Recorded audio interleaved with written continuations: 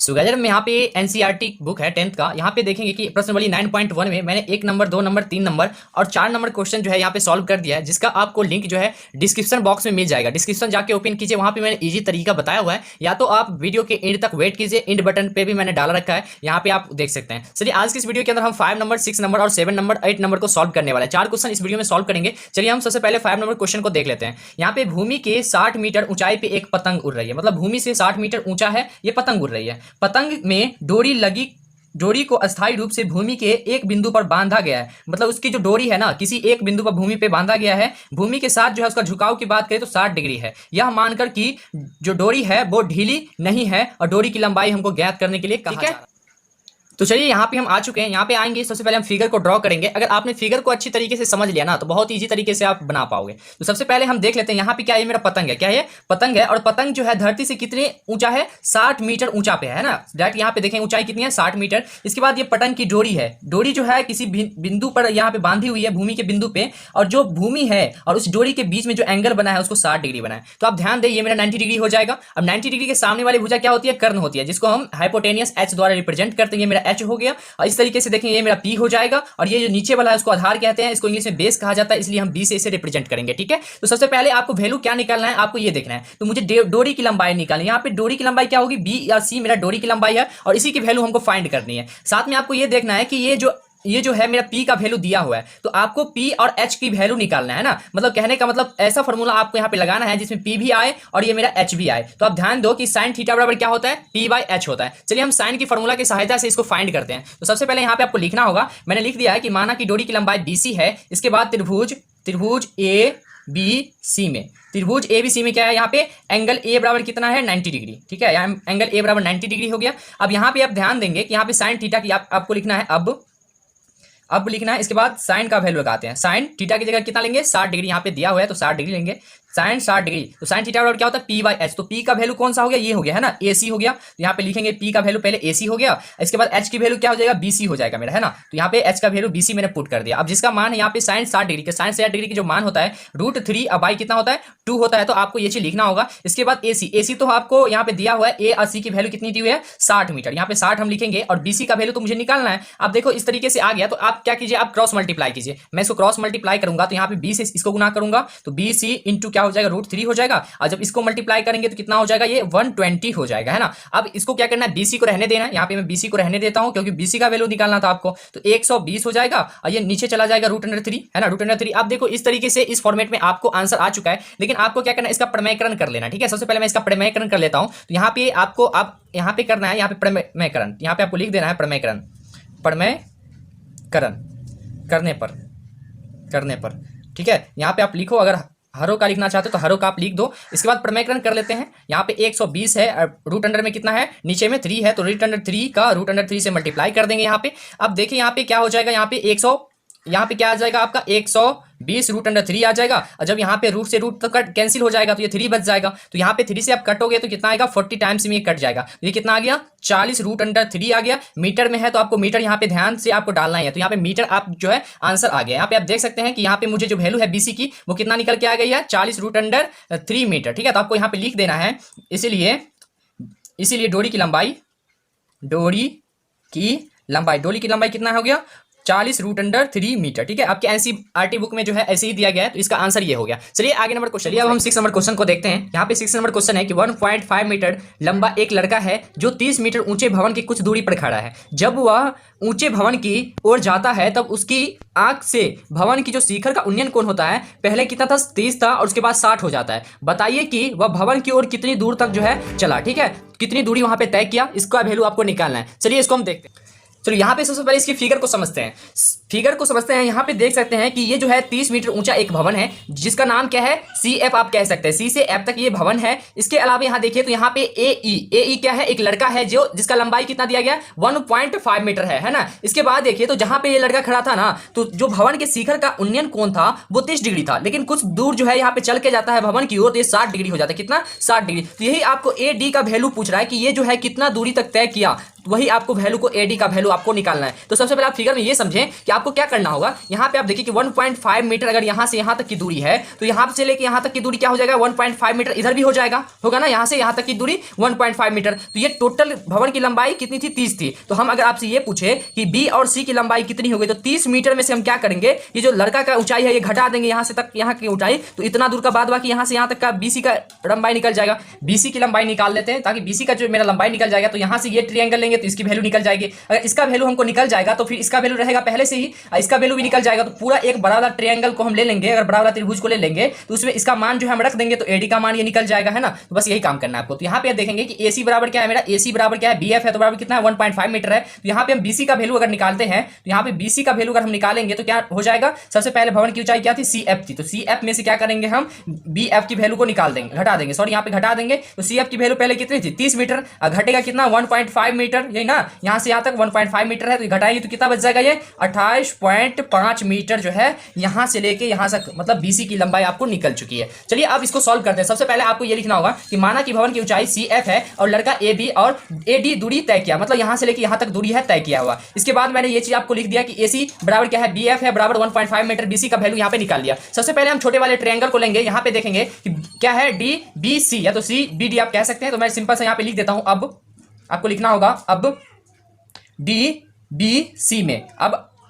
इसमें लेंगे तो यहाँ पे आप देखें कि ये क्या है, मेरा P है और ये मेरा क्या है, ये मेरा B है ना, ये मेरा P हो जाएगा, ये मेरा B हो जाएगा। तो PB का फॉर्मूला कौन होता है, 10 का फॉर्मूला होता है। सो गाइस सबसे पहले आपको क्या करना है, यहाँ पे ट्रायंगल लेंगे DBC मैंने ट्रायंगल ले लिया। इसके बाद 10 60 डिग्री का लगाइए, क्योंकि यहाँ पे P का मान दिया हुआ है और मैं B का मान निकालना चाहता हूँ। तो P और B का फॉर्मूला आपको लगाना है। तो P और B का फॉर्मूला जो होता है 10 में आता है। तो 10 में देखिए तो tan थीटा क्या होता है, P/B होता है। तो tan थीटा का मान 60 डिग्री दिया हुआ है तो आपको B का मान इजी तरीके से निकाल पाओगे। तो यहाँ पे tan 60 डिग्री बराबर कितना हो जाएगा, BC बट्टा DB, क्या हो जाएगा, डी और बी हो जाएगा। तो यहाँ पे 60 डिग्री का जो वैल्यू होता है √3 होता है 10 का। इसके बाद बीसी का वैल्यू आपको दिया हुआ है कि 28.5 मीटर, क्योंकि मैंने अभी निकाला है। और आपको डीबी का वैल्यू जो है निकालना है। तो यहाँ पे डीबी का वैल्यू का इसको क्रॉस मल्टीप्लाई करेंगे तो ये क्या हो जाएगा, डीबी बराबर क्या हो जाएगा यहाँ पे 28.5 मीटर आपका ये आ जाएगा आएगा। इसके बाद आपको क्या करना होगा, यहाँ पे हम क्या करेंगे, √3 है तो √3 को उस साइड ले जाए तो डीबी बराबर क्या हो जाएगा 28.5, अब बट्टा में ये चला जाएगा, ये इंटू में है तो ये बट्टा में चला गया।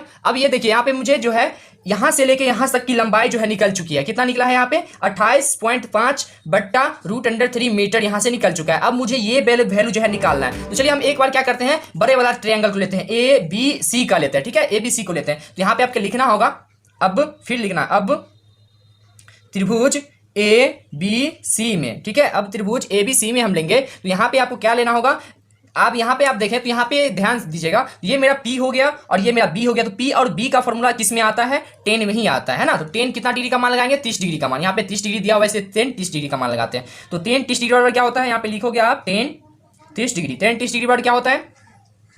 अब सबसे पहले 30 डिग्री का मान बोला तो BC हो जाएगा, अब बट्टा में क्या हो जाएगा, मेरा AB हो जाएगा, ये ना AB हो जाएगा। अब देखिए यहाँ पे 10 डिग्री का मान 1 बट्टा √3 होता है। तो √3 मैंने डाल दिया है। BC का वैल्यू आपको दिया हुआ है 28.5 मीटर, मैंने अभी निकाला है। तो AB का वैल्यू, AB में देखिए अब यहाँ पे ध्यान से आपको एक चीज समझना है कि AB में आपको क्या है, यहाँ पे A और D और B दो चीज मिलके बना है AB, है ना। तो आपको क्या करना है, इसको तोड़ देना है, AD और BD आपको लिख लेना है AB की जगह, ठीक है। तो यहाँ पे मैं इसको तोड़ देता हूँ, यहाँ पे AD हो जाएगा, यहाँ पे AD plus DB, AD plus DB हो जाएगा। अब यहाँ पे आप ध्यान देना कि यहाँ पे इस तरीके से मैंने लिख लिया। अब यहाँ पे क्रॉस मल्टीप्लाई कीजिएगा तो क्या आ जाएगा, AD प्लस DB हो जाएगा। और यहाँ पे जो है इसको मल्टीप्लाई करेंगे तो क्या आएगा 28.5 और √3 जो है आपका मल्टीप्लाई में चला जाएगा, है ना। अब क्रॉस मल्टीप्लाई मैंने कर लिया। तो यहाँ पे आप ध्यान देखिए DB का वैल्यू आपको निकला हुआ है, यहाँ पे देखिए, यहाँ पे है ना, DD का वैल्यू जो है यहाँ पे आपको निकला हुआ है। तो आप क्या कि इसका मान यहाँ पे पुट कर दीजिए। तो AD का मान तो AD रहेगा ही। अब DB का मान जो हम डालेंगे तो यहाँ पे कितना आ जाएगा आपका, प्लस में करके 28.5 अब बट्टा में √3 आपका 3 आ जाएगा। अब बराबर जैसे कहा वैसे एक स्टेप आउट लिख दीजिए। जितना आप लंबा बनाइएगा उतना बेहतर रहेगा, कॉन्सेप्ट उतना ही क्लियर रहेगा। अब मुझे क्या करना होगा, AD का वैल्यू निकालना है। मुझे AD का वैल्यू निकालने के लिए क्या करेंगे, 28.5 √3 तो √3 है ही। अब ये AD बराबर हो गया 28.5 √3 जो है आपका यहाँ पे मैंने लिख दिया है जैसे का जैसे। AD का वैल्यू निकालना, तो ये जो मान है उस साइड जाएगा तो माइनस में हो जाएगा। तो यहाँ पे 28.5 बट्टा में √3 आपका जो है 3 हो जाएगा, ठीक है। इस तरीके से आपको कर लेना है। अब यहाँ पे देखिए और भी सॉल्व आपको क्या करना होगा, यहाँ पे आप सॉल्व आप क्या करोगे, एडी का मान तो है, तो यहाँ पे आपको क्या करना है, एलसीएम ले लेना। सबसे पहले हम एलसीएम ले लेते हैं। एलसीएम ले लेंगे, इन दोनों का एलसीएम कुछ नहीं, नीचे में तो 1 है, तो एलसीएम लेंगे तो इससे मल्टीप्लाई ये होगा ना, √3 से मल्टीप्लाई करेंगे तो कितना हो जाएगा ये, √3 से अगर मल्टीप्लाई करेंगे तो आप ध्यान देना कि √3 तो कट जाएगा, कहीं पे भी साइड में आप करके देखना। तो यहाँ पे क्या, जैसे मान लीजिए आपको यहाँ पे √3 को हम √3 से मल्टीप्लाई करेंगे तो ये तो कैंसिल हो जाएगा, तो कितना बचेगा, मुझे 3 बचेगा, है ना, 3 बचेगा जब, तो यहाँ पे देखना कि √3 तो कैंसिल हो जाएगा, अगर √3 से 3 से गुना करेंगे तो ये कितना मुझे बच जाएगा, 28.5 अगुने √3, माइनस ये एक दफा में कटेगा तो ये कितना आ जाएगा, 28.5 ही बचेगा। अब ये कीजिए कि इन दोनों को आप मल्टीप्लाई कर दीजिए, मल्टीप्लाई करने के बाद 28.5 को घटा दीजिए, बट्टा में √3 हो जाएगा। तो चलिए इसको हम पूरा कर ही देते हैं आपको। तो यहाँ पे क्या हो जाएगा, बेसिकली यहाँ पे हम घटाते हैं सबसे पहले इसको, तो ये मेरा अगर इसको मल्टीप्लाई करेंगे तो कितना हो जाएगा, ये आपका हो जाएगा 85.5 हो जाएगा, मल्टीप्लाई करोगे तो सॉरी यहाँ पे 85.5 में से कितना घटाना होगा आपको, 28.5 को, अब बटा में √3 तो है ही, तो अब इसको घटाएंगे तो कितना बचेगा, 5 में से 5 जाएगा, 0 बचेगा, फिर ये हो गया 15, ये 7 बचा, ये 5 बचेगा, है ना, इतना बचेगा, ये 0.1 अंक बाद है तो 0.1 अंक 57 आ गया, कितना आ गया, 57 आ गया। अब बटा में √3 तो √3 है, अगर आपके एनसीईआरटी बुक में इस तरीके का आंसर है तो सही है, यहीं तक आप छोड़ सकते हैं, या तो आप इसको एक स्टेप और प्रमेयकरण करके इसको सॉल्व कीजिए, ठीक है। तो मैं इसको प्रमेयकरण कर देता हूँ। तो यहाँ कितना है, 57, सॉरी यहाँ पे 57 हो गया और √3 है, प्रमेयकरण कर दिए, ऊपर भी गुना कर दिए √3 से, नीचे भी गुना कीजिए √3 से, तो क्या निकल के आ जाएगा, ये हो जाएगा आपका 57 √3 हो जाएगा। अब बट्टा में √3 कैंसिल हो जाएगा तो 3 बचेगा, आप काटेंगे तो 19 दफा में कट जाएगा, है ना। तो लास्ट में जो इसका आंसर आने वाला वो कितना आने वाला है, 19 √3 आने वाला, ठीक है, मीटर में। ये आपका आंसर जो है 19 √3 आपका 3 जो है आ चुका है आंसर। तो इस तरीके से आप इसको सॉल्व कर सकते हैं, ये बहुत ही ईजी तरीका है, लेकिन आपको सॉल्व करने में यहाँ जो है थोड़ा सा आपको परेशानी हो सकती है। चलिए नेक्स्ट नंबर क्वेश्चन को देखते हैं, बहुत ईजी तरीके से। क्वेश्चन नंबर 7 को सॉल्व करते हैं। क्वेश्चन नंबर 7 कह रहा है कि भूमि के एक बिंदु से 20 मीटर ऊंचे भवन के शिखर पर एक संचार मीनार के तल और शिखर का उन्नयन कोण 45-60 डिग्री है, मीनार की ऊंचाई ज्ञात करना है। बहुत सिंपल सा क्वेश्चन है, चलिए इसको सॉल्व करते हैं। यहाँ पे आप देख सकते हैं कि 20 मीटर ऊंचा मैंने एक भवन का निर्माण कर दिया है जिसका लंबाई 20 मीटर है, और इस पे एक संचार मीनार जो है डीसी मैंने लगा दिया है, देख सकते हैं डीसी यहाँ पे लगा हुआ है संचार मीनार। ये बोर्ड है कि 45 डिग्री इसके पाद से जो है एंगल बनता है, तो यहाँ पे मैंने डाल दिया है 45 डिग्री। इसके बाद यहाँ पे इसका शीर्ष का जो कोण बन रहा है, शीर्ष का जो उन्नयन कोण बन रहा है वो कितना बना, 60 डिग्री, तो मैंने 60 डिग्री भी डाल दिया। तो सबसे पहले आपको क्या करना, आधार को निकाल लेना। इसको अगर आपने निकाल लोगे ना तो यहाँ पे देखिए यहाँ से लेके यहाँ तक की वैल्यू दी गई है, तो इस ट्रायंगल को हम लेके इसके आधार का वैल्यू पहले निकाल लेते हैं। आधार का वैल्यू निकल जाएगा तो एक बड़ा वाला ट्रायंगल जो है इसका हम वैल्यू निकाल लेंगे, और इसमें क्या करेंगे हम, ये जो है बीसी का वैल्यू डाल देंगे तो डीसी का वैल्यू निकल जाएगा। जिस तरीके से आपने इस पिछले क्वेश्चन को सॉल्व किया था सेम वही तरीका है। चलिए सॉल्व करते हैं, ये काफी ईजी है। तो सबसे पहले हम छोटा वाला ट्रायंगल को लेंगे, तो यहाँ पे लिखना होगा त्रिभुज ABC में, सबसे पहले त्रिभुज ABC में हम रखते हैं, और ABC में आपको लेना है। तो यहाँ पे देखिए ये मेरा P हो गया और ये मेरा B हो गया, तो PB का फॉर्मूला किसका आता है, 10 का आता है। तो 10 और डिग्री कितना लेना है, डिग्री आपका छोटा वाला लेना है, ठीक है, 45 डिग्री, क्योंकि ये इसके पाद का है, ठीक है। तो यहाँ पे 10 45 डिग्री का मान लेंगे, तो 10 थीटा बराबर क्या होता है, P/B होता है। तो P का मान कितना हो गया, यहाँ पे BC हो जाएगा, B का मान क्या हो गया, AB हो गया, है ना। तो ये 10 45 डिग्री का मान कितना होता है, 1 होता है, बट्टा में 1 डाल दीजिए, 1/1 कर दीजिए। BC का वैल्यू आपको दिया हुआ है 20 मीटर, और बट्टा में AB का वैल्यू आपको निकालना है। तो सिंपल सा AB को क्रॉस मल्टीप्लाई करेंगे तो AB बराबर क्या हो जाएगा, ये 20 हो जाएगा, 20 मीटर। कहने का मतलब इसका जो मान निकल गया वो 20 मीटर निकल गया। काफी इजी है ना। अब देखिए इसको सॉल्व करते हैं आगे। आगे आपको क्या करना है, बड़ा वाला ट्रायंगल को लेंगे, तो यहाँ पे अब लिखेंगे, यहाँ पे आपको लिखना है अब ट्रायंगल हम कौन सा ले रहे हैं, बड़ा वाला ABD में बड़ा वाला ट्रायंगल लेंगे। इसमें भी सेम काम करना है आपको, 10 का ही फॉर्मूला लगाना है। तो 10 60 डिग्री, सॉरी यहाँ पे बड़ा वाला लेना है। 10 60 डिग्री की वैल्यू कितनी होती है, तो यहाँ पे आपको √3 मिल जाएगा। यहाँ पे सबसे पहले देखते हैं कि D, यहाँ पे आपको B और D हो जाएगा। ये मेरा क्या है, ये मेरा P है, और नीचे में आपको क्या है, B है। तो B का मान आपको यहाँ पे दिया गया है कितना, 20 मीटर। तो सबसे पहले एक बार लिख लेते हैं, अब इसका मान हम पुट कर देंगे। तो यहाँ पे 10 60 डिग्री का मान जो होता है √3 हो जाता है, √3। तो BD का मान तो आपको निकालना ही है। तो BD में देखिए, BD में आपको ध्यान रखना है कि BD किस किस से मिलकर बना है, B और C से मिलकर बना है, और C और D से मिलकर बना है BD, है ना। तो हम इसको तोड़ देते हैं 2 भाग में। तो यहाँ पे क्या हो जाएगा, BC अब प्लस हम इसको CD लिख सकते हैं, कोई दिक्कत नहीं। अब AB का मान तो आपको दिया हुआ है 20 मीटर, तो अब यहाँ पे क्रॉस मल्टीप्लाई कर देते हैं। यहाँ पे क्रॉस मल्टीप्लाई करेंगे तो BC अब प्लस क्या हो जाएगा, CD हो जाएगा, और यहाँ पे 20 √अंडर क्या आ जाएगा, आपका 3 आ जाएगा। ये चीज ना 20 √अंडर आपका ये 3 आ गया। तो अब इसको देखते हैं, यहाँ पे BC का वैल्यू तो दिया हुआ है, लेकिन मुझे CD का वैल्यू निकालना है। यहाँ पे CD का वैल्यू है आपको निकालना है, तो CD का वैल्यू आप रहने दीजिए, और जो BC का वैल्यू आप पुट कीजिए। तो यहाँ पे हम क्या करेंगे, C और D का वैल्यू निकालना है मुझे। तो यहाँ पे आपको 20 √3 हो जाएगा। BC का वैल्यू कितना निकला है, BC का वैल्यू पहले से दी गई है, ऊंचाई जो है यहाँ पे 20 मीटर, तो उस साइड ले जाएंगे तो ये माइनस में चला जाएगा, उस साइड क्या कर देंगे हम 20 मीटर कर दें, कोई दिक्कत कोई दिक्कत नहीं, क्योंकि इसी को तो इस साइड ले जाएंगे, अब बीसी का मान वहां पे रख देंगे, तो मैंने डायरेक्टली यहाँ पे कर दिया है। अब देखिए तो सीडी का वैल्यू क्या निकल के आ जाएगा, 20 है तो 20 का 20 रहने दें, रूट अंडर हम कॉमन लेते हैं तो क्या बच जाएगा, 20 को लेंगे तो रूट अंडर 3 बच जाएगा, बट्टा में 1, सॉरी यहाँ पे 1 बच जाएगा, ये मीटर हो गया। इस तरीके से जो है इतना आंसर हो गया, ठीक है। यहाँ पे डायरेक्टली आप देख सकते हैं कि आंसर आ चुका है। चलिए अगले नंबर को हम सॉल्व करते हैं। चलिए अब 8 नंबर क्वेश्चन को हम सॉल्व करते हैं, बहुत ही इजी तरीका से, काफी भी आया, ठीक है। ये क्वेश्चन आपके बोर्ड के एग्जाम में भी पूछा जाता है। एक पेडेस्टल के शिखर पे 1.6 मीटर जो है मूर्ति लगी हुई है, ठीक है। भूमि के एक बिंदु से मूर्ति का जो शिखर का उन्नयन कोण बनता है वो 60 डिग्री का बनता है, तथा उसी बिंदु से जो पेडेस्टल जिसपे मूर्ति लगी है उसका शिखर का जो उन्नयन कोण है 45 डिग्री बनता है। तो आपको जो पेडेस्टल है उसकी ऊंचाई बोला ज्ञात करने के लिए जिसपे मूर्ति रखी गई है। चलिए हम इसको सॉल्व करते हैं। सबसे पहले इसके फिगर को समझना काफी जरूरी है। फिगर को जब आप समझ लोगे तो इजी तरीके से सॉल्व कर पाओगे। चलिए सबसे पहले यहाँ पे हम देख लेते हैं, ये मेरा जो है बी और सी मेरा क्या है, पेडेस्टल है। बी सी मेरा पेडेस्टल हो गया, और ये जो है सी और डी ये मेरा मूर्ति हो गया। इसकी लंबाई दी गई है 1.6 मीटर, तो आप यहाँ पे लिख सकते हो 1.6 मीटर, ठीक है। ये मेरा मूर्ति है। अब यहाँ पे कह रहा है कि जो इसका पेडेस्टल का जो शिखर का उन्नयन कोण है ना वो 45 डिग्री है, और जो मूर्ति का शिखर का उन्नयन कोण है वो 60 डिग्री है। तो बड़ा वाला जो है आपका 60 डिग्री हो गया, छोटा वाला आपका 45 डिग्री हो गया। बस यही चीज तो आपको सी और सॉरी यहाँ पे बी और सी का वैल्यू आपको निकाल लेना, ठीक है। इसकी हाइट अगर आपने निकाल लिया ना तो यही मेरा आंसर निकल के आ जाएगा। चलिए हम सबसे पहले इसकी स्क्रिप्ट को लिखते हैं। यहाँ पे लिखा है कि माना कि पेडेस्टल की जो लंबाई है बीसी है, यहाँ पे बीसी मैंने मान लिया है। इसके बाद मूर्ति की जो ऊंचाई थी वो 1.6 मीटर है, तो यहाँ पे मैंने इसको लिख दिया। चलिए अब हम सबसे पहले जो है छोटा बड़ा ट्रायंगल को लेंगे, ए बी सी को लेते हैं, ठीक है। इस ट्रायंगल में सबसे पहले नीचे वाला भाग का हम जो है मान निकालते हैं, इसके बाद ये बड़ा बड़ा ट्रायंगल को लेंगे। तो सबसे पहले आपको लिखना होगा त्रिभुज ए बी सी में, त्रिभुज एबीसी में एंगल ए बराबर कितना है, एंगल ए बराबर 45 डिग्री है। तो आपको ये चीज लिख देना है, मैंने मेंशन नहीं किया था, ठीक है। यहाँ पे आपको ये लिख देना है। लिखने के बाद आप क्या करना है, यहाँ पे टेन का फॉर्मूला लगाना होगा आपको। टेन 45 डिग्री, टेन 45 डिग्री का जो वैल्यू होता है वो 1 होता है। तो यहाँ पे लगा देते हैं P बाय बी, तो P का मान कितना हो गया, BC हो गया।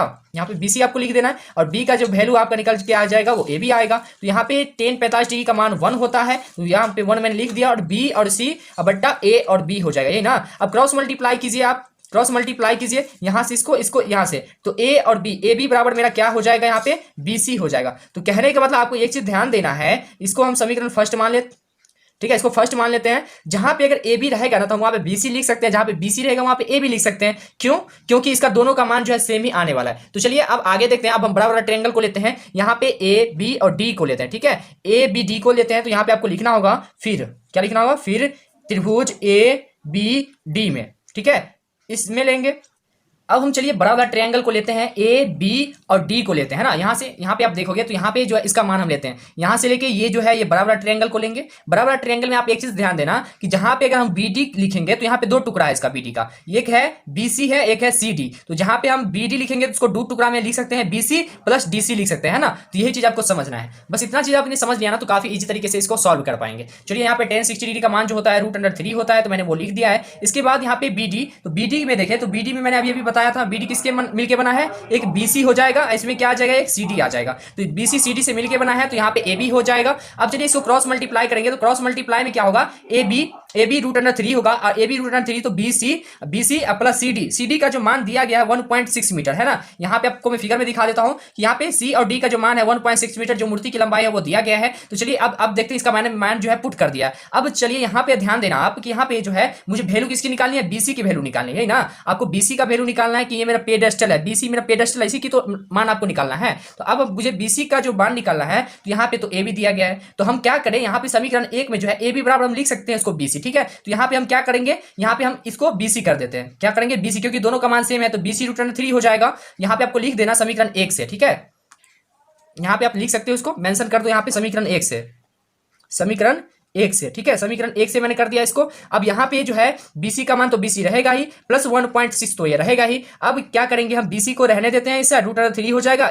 ये जो बीसी है इसको इस साइड ले आते हैं, तो 1.6 यहाँ पे हो जाएगा। अब यहाँ पे आप देखेंगे तो हम बीसी को क्या कहते हैं, कॉमन ले लेंगे, तो √3 बच जाएगा, ये -1 बच जाएगा, और ये 1.6 बच जाएगा। अब देखिए ये जो आंसर है यहाँ पे बीसी का वैल्यू अभी तक नहीं निकला है। अब इसको क्या करेंगे, ये जो है √3 -1 जो है उसको उस साइड ले जाते हैं। तो चलिए अब यहाँ पे सॉल्व करते हैं, यहाँ पे लाइन खींच लेते हैं, और यहां पे देखते हैं कि BC, तो BC बराबर क्या हो जाएगा, BC बराबर हो जाएगा आपका 1.6 बट्टा में रूट अंडर 3 माइनस 1 हो जाएगा। अब यहाँ पे प्रमेयकरण करना होगा आपको, तो 1.6 है रूट अंडर 3 माइनस 1, और गुना क्या हो जाएगा, रूट अंडर 3 प्लस 1 हो जाएगा। प्रमेयकरण करते हैं यहाँ पे, तो यहाँ पे बीच वाला साइन जो होता है आपका चेंज हो जाता है, ठीक है। तो यहाँ पे जब करेंगे तो 1.6 गुने रूट अंडर 3 प्लस प्लस 1 हो जाएगा यहाँ पे, है ना, इस तरीके से हो जाएगा, यहाँ पे प्लस है। इसके बाद आप देखेंगे तो ए स्क्वायर माइनस बी स्क्वायर का फॉर्मूला पे आ जाएगा। तो ये क्या होता है, ए स्क्वायर माइनस बी स्क्वायर का फॉर्मूला ए प्लस बी और ए माइनस बी होता है। तो यहाँ पे क्या आ जाएगा, 3 को ए स्क्वायर करना है, तो 3 का अगर रूट अंडर 3 का स्क्वायर करेंगे तो क्या हो जाएगा, 3 निकलेगा, बाहर निकल जाएगा, और एक का स्क्वायर तो एक ही होगा। तो यहाँ पे कितना आ जाएगा, 1.6 रूट अंडर 3 प्लस 1 हो जाएगा। इसके बाद जो है आपका 2 निकल के आ जाएगा, यहाँ पे 3 में से 1 घटेगा, 2 बचेगा, इसको काटो आप तो कितना आएगा, 0.8 आएगा। 0.8 रहेगा तो यहाँ पे 0.8 रूट अंडर 3 प्लस 1 जो है आपका ये आंसर आ जाएगा मीटर में। चलिए, अब वीडियो पसंद है तो वीडियो को लाइक कीजिए, चैनल को सब्सक्राइब करके बेल आइकन को प्रेस कीजिए। साथ में जो है नेक्स्ट वीडियो आपको आने वाला 4 क्वेश्चन और भी 8 से लेकर 12 तक आएगा, इसके बाद 12 से 16 तक आएगा। इस चैप्टर को मैंने एक वीडियो डाला हुआ है ऑलरेडी, तो वहां पे जाके आप देख सकते हैं। साथ में बहुत अच्छी खासी वीडियो इस चैनल पे आती है, सब्सक्राइब करके रखिए, बेल आइकन को प्रेस कीजिए।